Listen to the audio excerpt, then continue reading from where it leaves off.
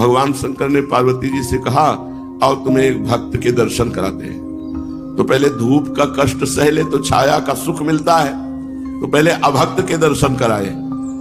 वो चारपाई में बैठे सुपारी कतर रात था, खूब गाय भैंस जमींदार आदमी गए, कहा राधे श्याम भाई 100 ग्राम दूध मिलेगा क्या? ठाकुर जी शालिग्राम भगवान को स्नान कराना है। उसने बड़े कटुवचन किए और अपमानित करके भगवान को वापस कर दिया।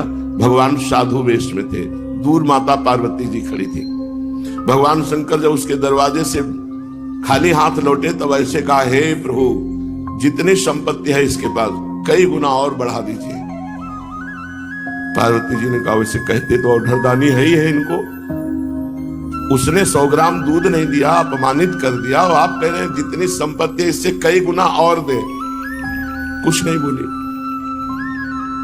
गंगा के किनारे एक पर्णकुटी बनाकर एक भगत रहते थे, उनकी बूढ़ी मैया थी और एक गैया थी जो 125 ग्राम दूध देती होगी। जो ही संत वेश में भगवान शिव गए तो साष्टांग दंडवत प्रणाम करके आसन में बैठाला, चरण धोए और वही 100-200 ग्राम जो दूध था भोग में ला के अर्पित किया। हाथ जोड़कर घुटने के बल बैठे रहे, महाराज आदेश करो क्या सेवा करें। थोड़ी देर भगवत चर्चा की, जब बाहर निकले तो कहा, हे भगवान इसकी गैया और मैया दोनों को उठा लो। पार्वती जी को अब नहीं रहा गया।